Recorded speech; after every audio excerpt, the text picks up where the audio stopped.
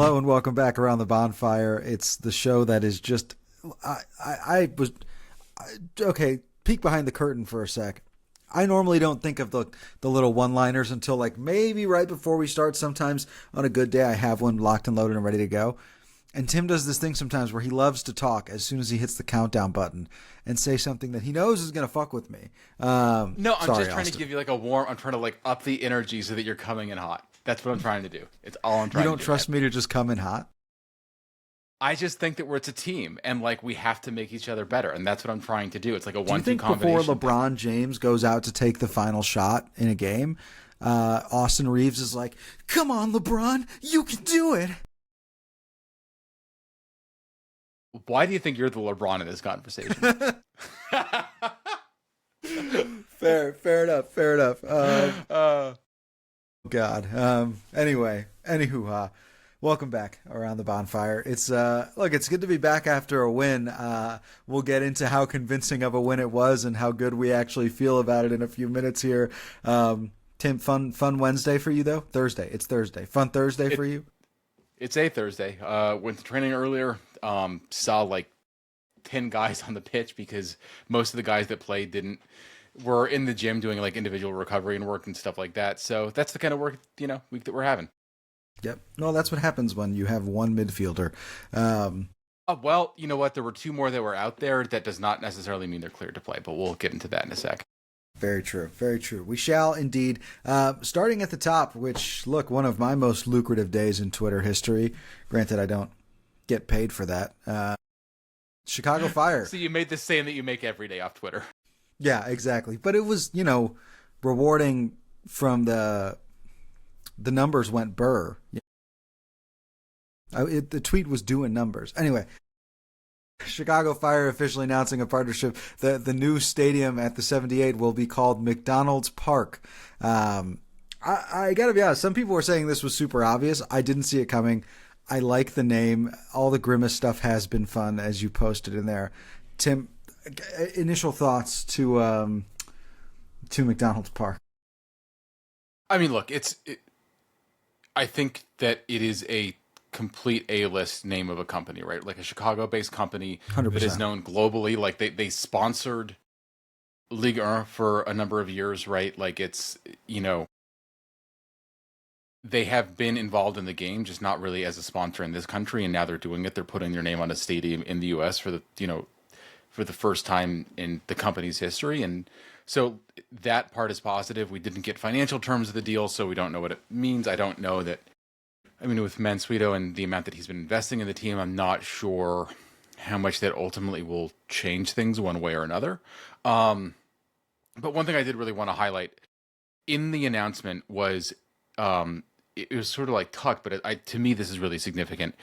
There's going to be a new partnership with McDonald's that will enable the team and the foundation to dramatically increase the size of the Plays program. That's an after-school program for CPS youth. It's now in, I want to say, 70 or 80 schools and touches about 31,000 students a year. It's going to expand. It's going to double by the time, I think, by next year or the year after, maybe when the stadium opens. And the plan is in the long run to expand it to 280 public schools in Chicago and 125,000 kids, which is massive. Yeah, it's huge. And I mean, even if you just kind of focus in on that level of investment in the game and the city at large, it's great to see. It's funny.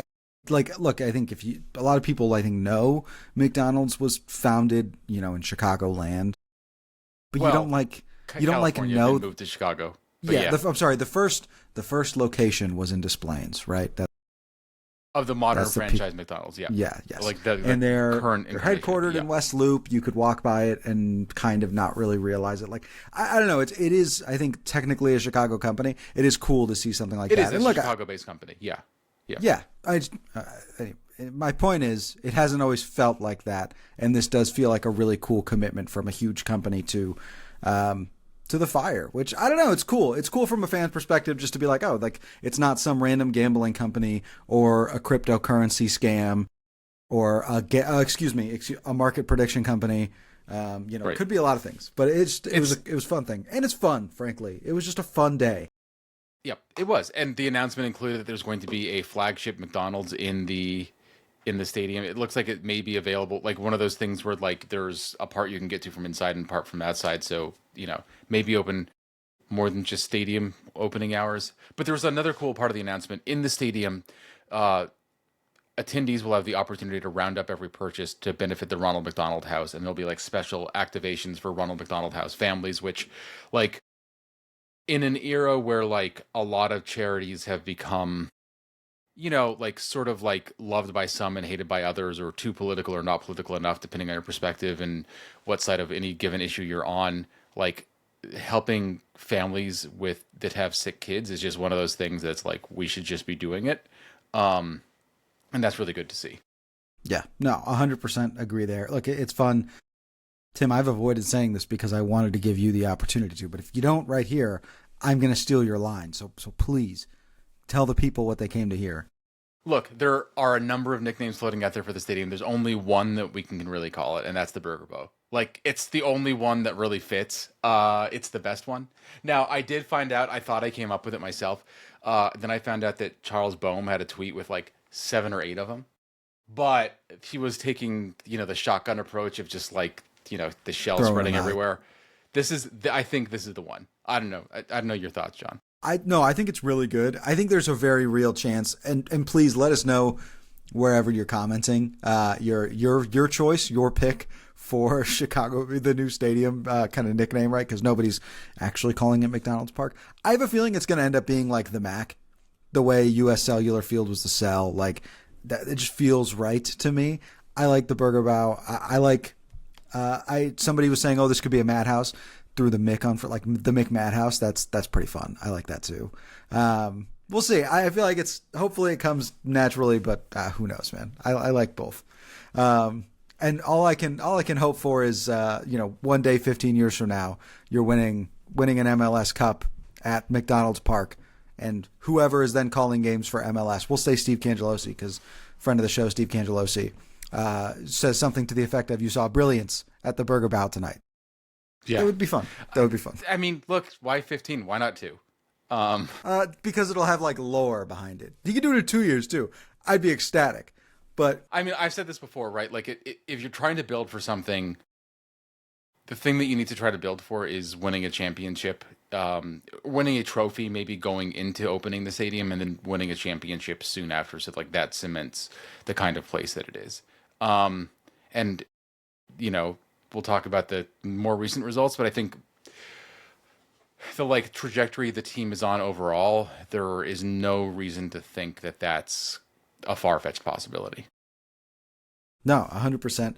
I'm right there with you. Let us know in the comments your choice for the nickname for the new stadium when it inevitably opens, and also let us know what McDonald's food you're taking back to your seat, because there is like a real game. They're like kind of can't get McNuggets. McDouble actually solid. Like a McFlurry would be good. I think the apple pie is underrated, to be totally honest. Like a cold day in March. There's going to be a lot of those cold weather games. There were plenty of jokes already about the ice cream machine being broken, so don't bother making those. Good people will beat you to it. Anyway, let's talk about the things that are actually happening in the world as we speak. Oh my God, are they gonna have like a burger cannon at half? Oh, I hope they do. I hope that would be so sick. Wait, no, even better. I don't think you'd ever want to eat that burger, so maybe not. You get staff on the roof, and they throw burgers with parachutes. I think they would just land on the pitch with how big the roof is there. I'm also pitching MLS. You can have this one for free. Apple TV, you can have this for free. Friday night soccer. The Fire play all their home games on Friday night. Not all their home games. Some games, I just hope they bring back some Friday night MLS, because that was fun back in the day. Tim, fries. I know, I get the McDonald's. FRY reference. I get it. I don't want to be going to games on Fridays exclusively. Okay. I like Saturday games. I like the occasional Sunday game. Okay. I'll survive with Mondays or Tuesdays and Wednesdays. Yeah, Tim, but have you thought about the pun? Yes. Thank you for hammering this, Captain Obvious. Tim is actually mad at me right now. You're Admiral Obvious now. My God, like once a promotion for this guy. Like once a month, Tim will be like, "Hey, you took that bit way too long." This is one of those times. All right, Chicago Fire winning in the nation's capital. Call it the War of 1812, the way they burned DC to the ground. kind of. Robin Ludd, Men in red. Hugo I get Kuiper. it. Men in red. I made that joke in the preview. Yep. Yeah. Men in red go Robin to march Ludd, on the Capitol. Robin Ludd, Hugo Kuipers, and Martin Hadasselassie all find the back of the net. I was really happy for Robin Ludd, to be honest. He puts the mask on, looking a little bit more like himself. Hugo Kuipers sits alone atop the Golden Boot leaderboard for another match day, I guess is the best way to say it, getting a little bit of an assist from Roman Celentano on that one, keeping Messi off the top of the list there. We'll talk about him later on. I do want to say, get your all-star votes in. Like, I hate every year when people are like, oh, why didn't we get an all-star? It's like, we vote. Like, the fans vote, so go vote. If you want to see your players in the All-Star game, vote for them. That is already open. Go do it. And then finally, there's more Lewandowski news. Tim, I don't know how much we want to talk about this. There were reports he was very close to signing for Al Hilal. Shoot, I didn't write it down. It's like a Sport Deportivo, Spanish newspaper, saying this afternoon that Chicago is actually the one he's leaning towards if Barcelona doesn't come through. At this point, you know what? I just, crap or get off the pot, as it were, right? I've said it before and I've said it again. Like, I don't like being a pawn in somebody else's game, and that's what's going on here, right? Like, nobody knows other than Lewandowski and his agent, and like, if they want to say something, they will say it, and they sometimes say something to people that will print it, and that's because they're trying to play a game. I just don't want to be a fool in this game for two,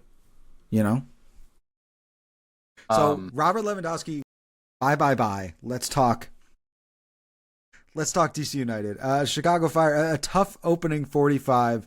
The Fire did come to life in the second half. A little bit of a spark there. Really I feel like when Pouso Ditejan came on, there was a big kind of shift in the energy, and I thought Jonathan Bamba played well. Although, but give credit to Robin Ludd for the goal, because that did change the game, tying 100%. It up at 1-1. Before 100%. And then short after, just after was when Pouso came on for Bamba, and then he was, Ludd was taken off as well for Marn. You could just as easily say the goal was what sparked the rest of the game. Yeah, they were around the same time. Goals change games, like the oldest, like meme, like whatever you want to call it, in the sport. But it's true, right? Like, it being at 1-1 and then teams looking for a goal. I think maybe the rain gets some kind of an assist. I'm not sure, because it really would sort of help DC's game model more. But I think the game getting a little ugly just in terms of like the weather probably just may have helped with focus or something. I don't know. I mean, it definitely has a mood change, I would say. Look, there were still some recurring problems, right? The things we've kind of talked about. Mauricio Pineda, a bit rusty, I think is fair to say. Another, I would say, poor day for Jay Davila and Mbekazeli Mboazi. I don't think either was particularly good last night, although I would lean one towards the other. I guess the big thing I'm taking away from this, Tim, is like, I think after the game I felt great. I was kind of collecting my thoughts this morning on the way to work, and honestly, my head was just like, I actually don't feel that much better after that game. So, look, it was a battle between 4 and 5 in the East, and blah, blah, blah. Like, DC were a point behind the Fire going into it. I don't think DC are going to end up 4th in the East. I don't think they're going to end up 5th in the East. I mean, I could be surprised, and it's a very weak Eastern Conference, but I don't think that anyone's afraid of DC United for like an MLS Cup run or anything like that. And there was starting to be some talk that maybe the Fire are one of those teams that would kind of work their way in that conversation. And I think it didn't feel like that for a couple games coming into this. And I think coming out of this, it doesn't feel like anything, like nothing that happened in this game will change your mind. I will say though, part of it, you can focus on individual performances. And I think that that's fair to a certain extent. There's, Jay and like the way that kind of both center backs look. I mean, I think that it was Montano on DC's goal that like effectively just got in the way of Jack Elliott and prevented him from getting and making a defensive play. And part of it was positioning in the build up to that and stuff like that. But it's, bigger than that though, that the Fire were playing out of a 4-4-2 again. It wasn't entirely like a straight 4-4-2. Like there was some rotation. It had some 4-3-3 elements at times. There was some fluidity in the movement between like where Zink was, where Bamba was. Even we saw him playing, inside centrally at times, and even like on the right. I think the idea was to try to create overloads on one side. I tried to see what the cues were. I couldn't figure it out. But like overall, it played more like a 4-4-2 than than anything else in like a straight 4-3-3. Part of that's the personnel available, but one of the things that we've seen is since the Fire have been doing that, they've been making more defensive mistakes, and the defense hasn't looked as good. And like some of it is Jay's performances, some of it's that he's being asked to do a different job and not doing that great of a job at it. But I think some of it's also just the system is leaving him to hang out to dry a little bit more than playing in like a 4-3-3 would. Did it feel to you, look, for the last 4 games, I felt like through the losing streak and then into last night, it's really felt like the defensive shape has been terrible in possession. I know that maybe that sounds weird, right? For reference. Yeah, is what you mean, right? Yeah. Yeah. I guess just to maybe paint the picture a little bit, I think if you watch back last night's game, and really any game through here, but I thought last night was maybe the worst I've seen, you see a lot of, I think in 2025, we saw a lot of the center backs holding the ball and inviting pressure to create space for passes. What I feel like I'm seeing more, and please correct me if you feel differently, Tim, like I feel like I'm seeing center backs carry the ball into space and the midfield not react to it. So the amount of times last night that Mboazi kind of takes the ball to his right, is 10 yards in front of Jack Elliott, Jay Davila kind of follows him, and then there's a triangle of Mauricio Pineda, Jay Davila, and Mboazi like all 6 yards from each other, with 4 defenders right there. Like they're kind of dribbling themselves into pressure, and there's no actual passing lanes, and I feel like they're just running themselves into walls before they can actually get the attack started. Yeah, they're not getting the outlet pass that they're looking for, and then coming back, they're leaving huge gaps of space just because the way so that the compressed. midfield is shaped. Yeah, exactly. And like you're right. Like you've got guys running over each other a lot more than you'd like, and what that results in is a couple of like very short passes, and some of them that don't even get completed because like there's not really, I think, a sustained plan for doing it. And you know, Matt Doyle in his columns has called out like the fact that it's not working and doesn't look like it's going to work. I've written about it too, a lot over the past few weeks. Like it just, I'm not convinced. And look, I don't know if this is partly a byproduct of the personnel available, because the Fire were playing out of a 4-3-3 largely earlier in the year and didn't look that convincing without a 10. And this is one way that you essentially delete the number 10 role from your formation. So part of it's maybe adapting to that, but part of it may just be, what if we're getting Lewandowski and then we're going to be playing 2 strikers? Because like at this point, like, I mean, I'm sure you'd get a lot of money for Hugo Kuipers, but like there's no amount of money that would be really worth it to the Fire, right? I mean, unless it was like a absolute Godfather offer that would probably have to come from outside MLS. Yeah, I think I said, and you know, you agreed, maybe tepidly, maybe more confidently at different times, like you would profit on him, right? At least on his initial purchase value. Obviously, there's kickers and add-ons and things like that. Like I don't see how you could. He's on pace for 40 goals. Like, and that's if he plays 30 games. He can miss another game. If he stays on this pace, he would have 40 goals. And I don't think he'll get there, right?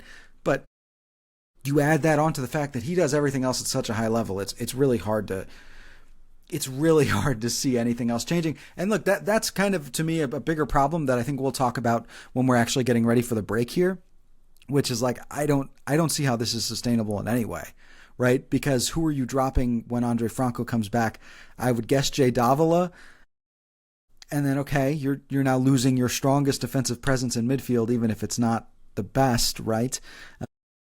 It feels odd. It feels like a poor fit and like something that could potentially doom this team to not achieve what it could otherwise. The one big plus I thought from last night was, obviously great to see Hugo get the goal. I thought it was awesome for Robin Lod to get that goal. I think he needed it.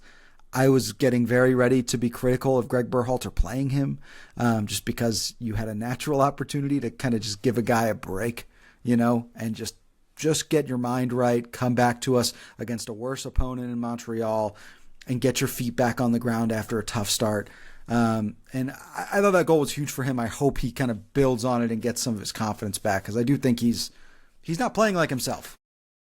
You know, part of it is he's not playing well. Like he's not playing as good as the Robin Lod that we saw, you know, in Minnesota over the past few years. I think that's a fair assessment.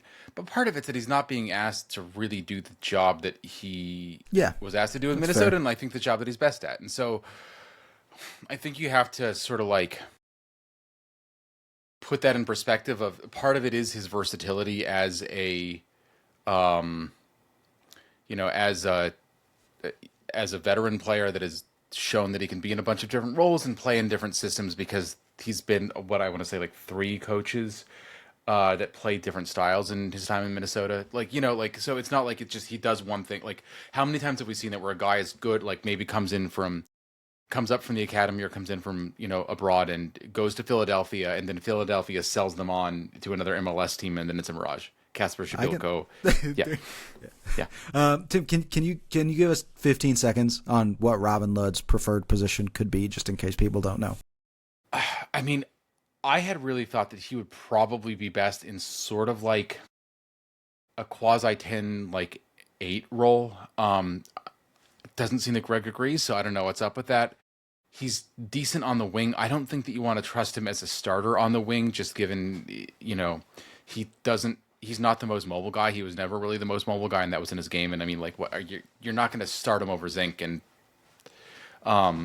if everyone's healthy and fit. But look, to Lod's credit, by the way, I mean, he has 4 goal contributions in 680 minutes, right? Like, and I think that we've been hard on him. And look, one of those goals was he basically walked on and scored a goal, which is like cool, but also, I think some of it was game state. But like at some point, like you have to just acknowledge, like he has done that for the team. And one thing we completely forgot to talk about: MLS released the salary. The Players Association released the salary data. We now know what he makes. He and Saleltros together make like $10,000 less than Kellen Acosta made last year, which is the biggest reason that the Fire. And look, this is not to rag on Kellen Acosta, who had a tough time in Chicago. This is a pro Kellen Acosta show. He had a tough time in Chicago. That was the right contract, and it's never a player's fault with what they're paid. Like they have agents that are trying to get every bit of the bag they can for the guy, and like they should go for it, right? You should never complain about somebody making millions of dollars taking it from somebody who has billions. But I think that exactly. But I think that the assumption was the reason you care about it as a fan is that like Joe Mansueto can't just spend all of his money on the squad even if he wanted to, because it's the cap league. And Lod and Soletros both, I think, are on pretty cap friendly deals for what it is they've been able to provide. And that's even maybe projecting out that Lod will provide a little bit more of what we expect going forward than we've seen. Yeah, and look, I kind of said it, I think, jokingly to you, Tim, but like it is the truth. Like, look, I every time I'm critical of Robin Lod, I always try to back it up with like, I think he'll be fine. He's a veteran player, just give him time, and I hold true to that. I think he will end up being fine. It's just gonna maybe take a little bit longer than we had expected. The good news is you don't plan on him being the guy, right? It was more a nice piece to have, and you hoped he could give you more in this first half of the season, but that's life. Let's talk about the guys who did give us more in the second half of last night's game, right? Like the 2 big ones, I think, Pusodite Jean and Hugo Kuipers, who, we haven't even mentioned Philip Zinkernagel. He was fantastic as well. That ball into Robin was great. The guy I really want to talk about, Pusodite Jean, Tim, I kind of said to you, I was like, hey, man, if somebody comes offering for Bamba, do you just take it? Of course, that's not going to happen. But I'm wondering, kind of from your perspective, how much you think Greg should be prioritizing minutes. May not be the right way to phrase it, but prioritizing opportunities for Puso to play in different situations, right? To grow and to kind of be more comfortable in playing with the first team. I mean, look, he's had one start, right? I think that was partly we just assumed because it was a 3-game week in the Open Cup he was suspended for. I would like to see some other starts for him. I think we've now seen him come on at around the 60-minute give or take mark, which is earlier than we've normally seen subs from Greg. Some of that may be Bamba and just the amount that he's been running and working his way back to full fitness after spending some time away from training and stuff. But I think a big part of it, honestly, is just that it's giving Puso those opportunities, because a half an hour is a good amount of time. You're not putting him into the highest pressure situation in that case, right? Like the whole game's not on your shoulders. But he did make a huge difference. He got the game ball afterwards. And we didn't even talk about the goal scorer. The one that scored the Puso combined, Zink's ball into Marin. Well, whole sequence there. But Marin, I think, also had a really good game when he came on at the same time. And I think that like they have very different profiles. I think that they provided dynamicism in the attack that challenge DC, especially late, because DC were not going to sub on players that were going to, like, fresh legs that were going to have the energy to take that on. Yeah. I think he's, and look, we've talked about it a bit. I think I hope he starts Saturday, just because it would kind of make sense, right? If Bamba's been starting, he's been coming off the bench, maybe a slightly lower level. Maybe you start Puso, although Montreal, as we'll talk about in a second, is playing very well. Look, the one thing he does really well is play with the ball at his feet, and that's, I think, something you need against these teams that are just going to sit low and try and break counters out, right? We saw it multiple times last night. He should have scored against, why am I not remembering, Red Bull, and unfortunately, just, great save, as we talked about earlier in the week, right? Like, he's talented. He's just got this energy, man. I mean, I wish he would have passed to Phil on that one breakaway instead of going for goal on Sean Johnson. But the Fire don't have somebody who can break down a defense by himself, and that is something Puso's shown he can do pretty consistently at this point. And look, other side of it is, I think the guy that he replaced, right? This is not to rag on Bamba, but the criticism I think that is fair to Bamba is that there's times that he would not take the shot. And we've talked about that on this podcast, right? There's a shot that's there, he didn't take it, he goes for the selfless pass that ends up being the worst choice, because by that point the defense is back and the goalkeeper's had time to get into position, all that. I don't hate that he went for the shot there, right? Like, I think that was 100%. No, it's good to see a guy that's going for the shot and that's feeling it at that level.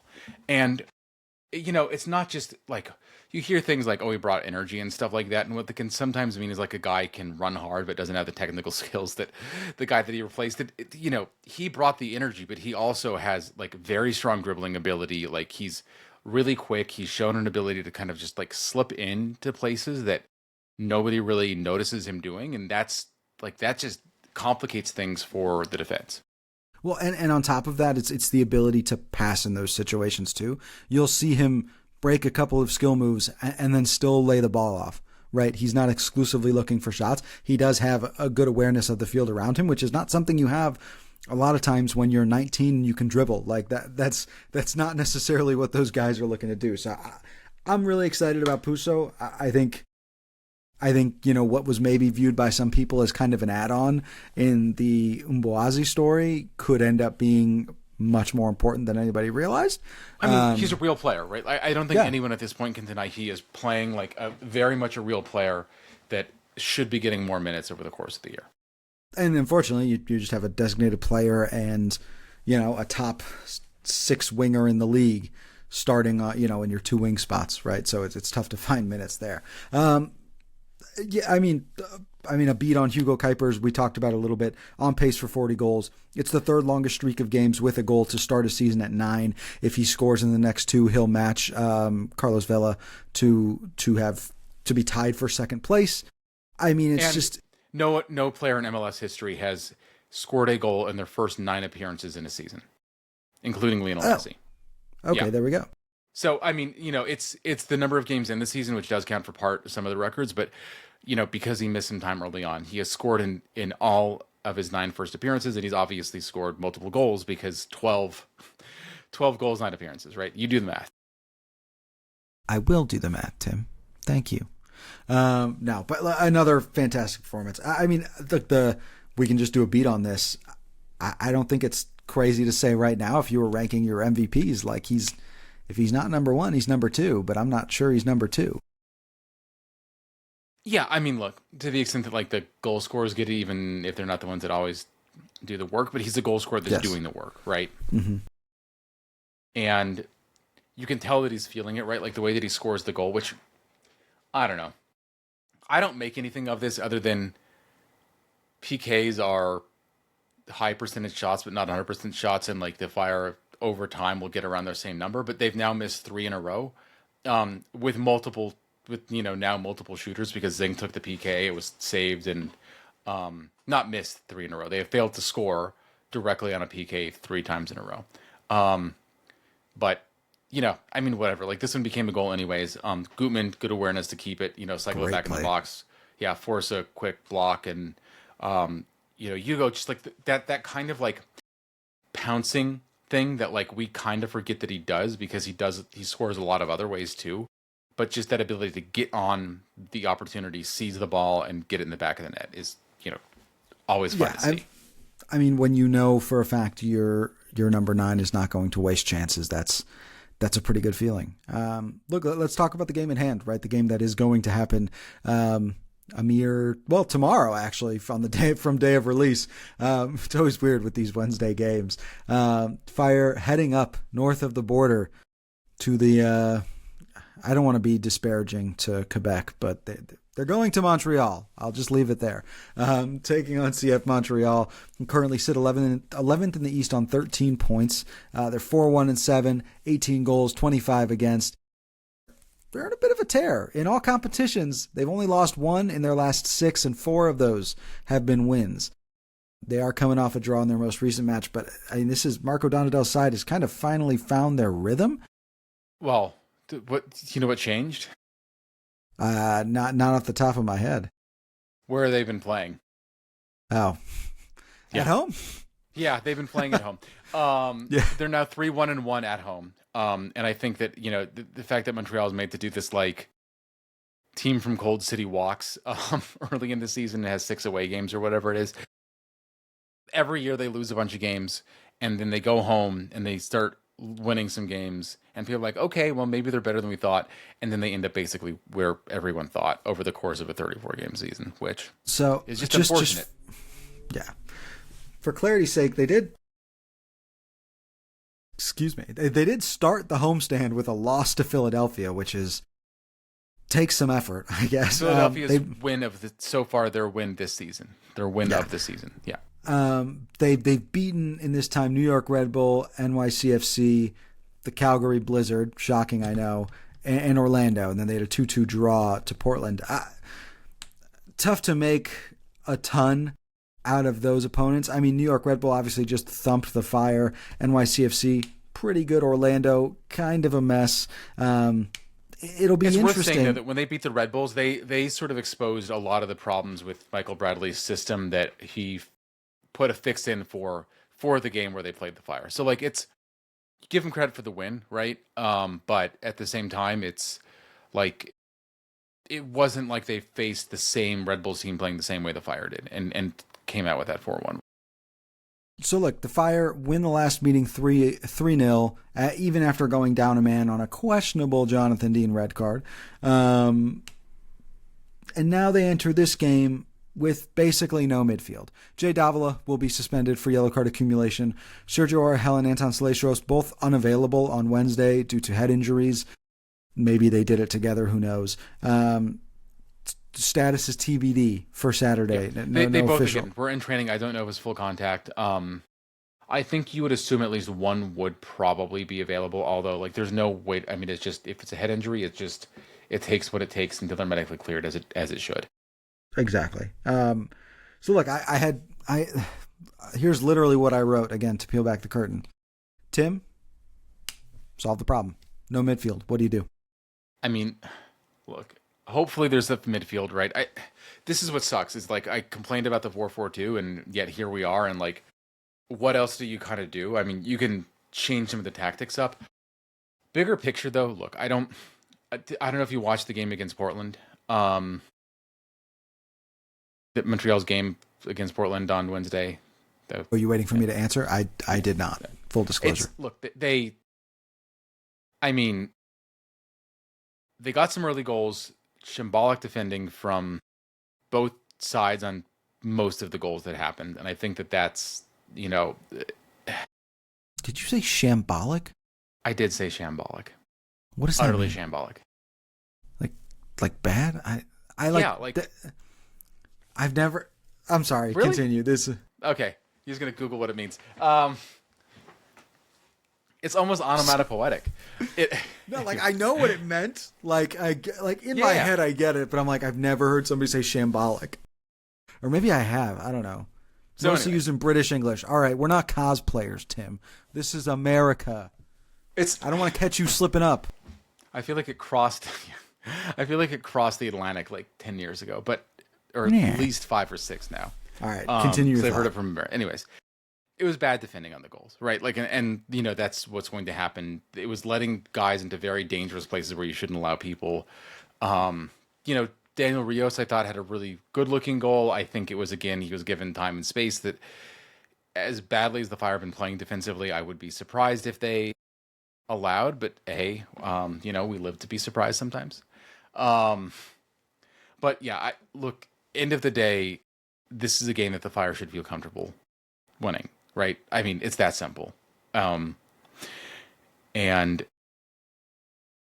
you know, if they don't, I think that that's not the end of the world, but it does start feeding into this narrative of like, are you doing enough to really improve on what it was you did last year?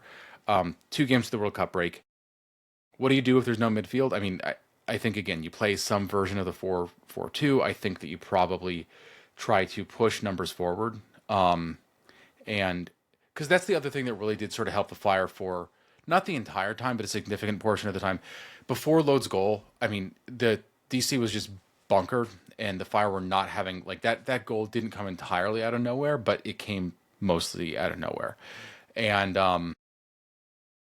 when the game was tied, they had to like open up a little bit more, and once they were trailing, then it seemed like the Fire were able to run rampant. And like, that's not all of why, you know, the squad started looking better then, but it did change the way that DC was defending, because they could no longer afford to just put bodies back. And so I think getting that first goal early is huge for something like this, especially because, look, I mean, the team had their first come from behind win of the year on Wednesday. That's great, but you don't want to make that a habit.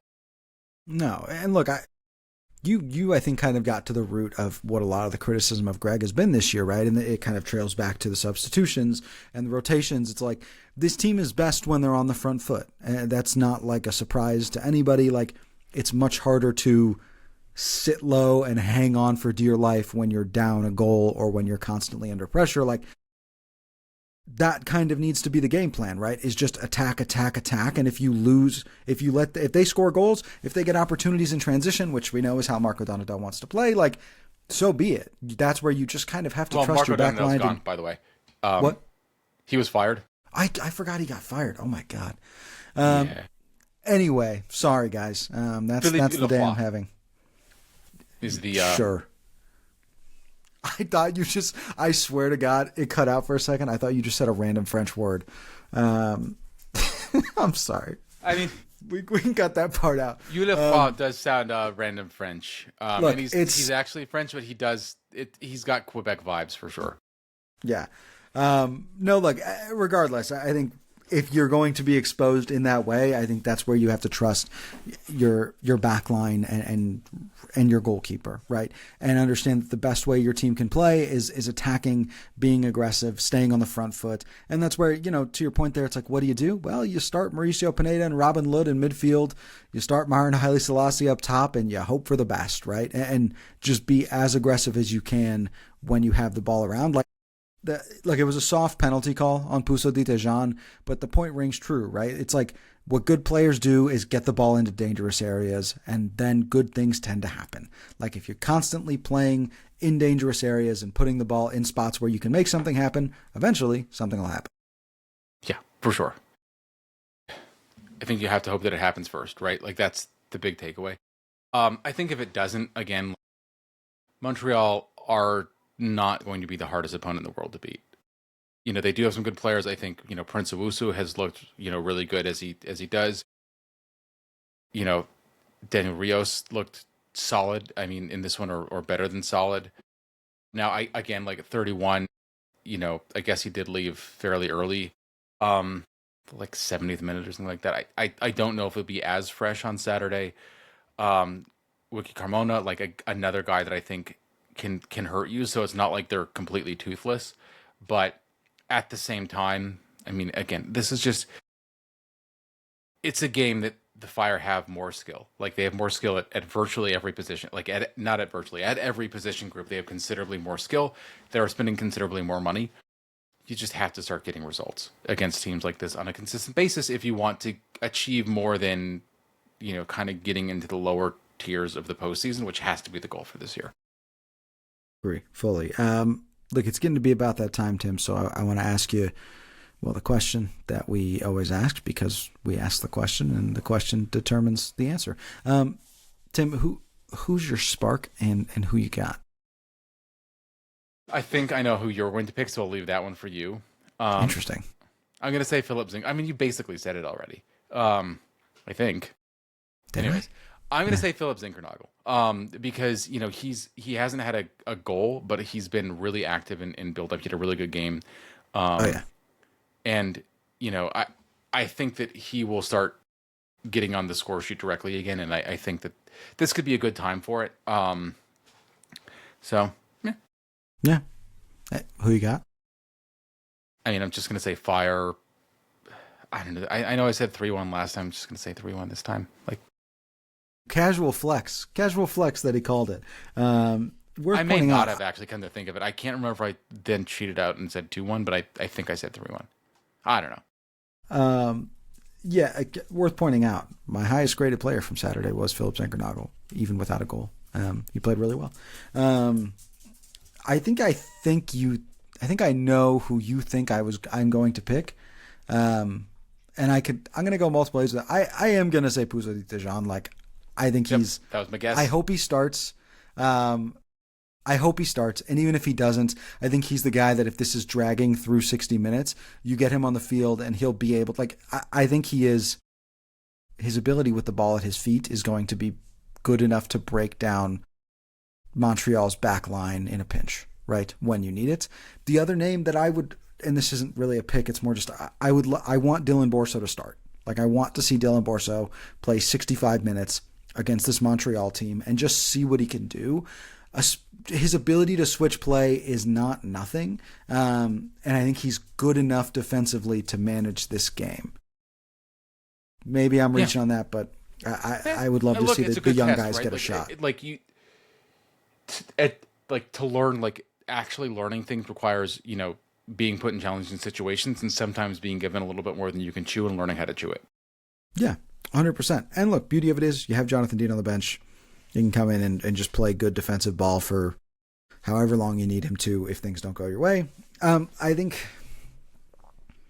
don't know. It seems like every time I pick the Fire to lose, they win. So I am tempted to just say they're going to lose. I'm going to go 2-0 here. Prince Owusu has not done well against the Fire. I don't know what it is exactly. He's just not exactly been at his peak. I think he is maybe a little overrated for a guy as talented as he is, if that makes sense. So I'm not super worried about Montreal's attack. And I think once that first goal comes, I think the second will follow. And like I always say, I could see a goal on either side of that, but I think the Fire should have this one in hand, especially after, you got to think they're feeling pretty good after what they had on Wednesday. From there, that just about does it. Thank you as always for tuning in, for listening to us jabber and jock and talk and all that kind of good stuff. As always, you can stay tuned to the website, menandred97.com. That's where you'll find all the news, analysis, opinions, and breakdowns of everything going on in Chicago Fire football.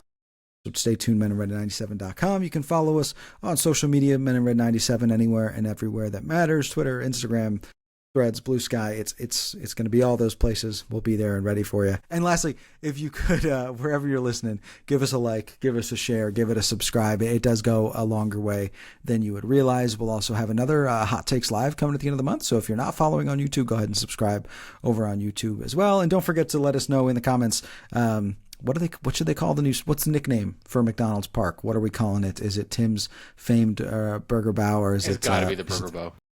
Burgerbeu.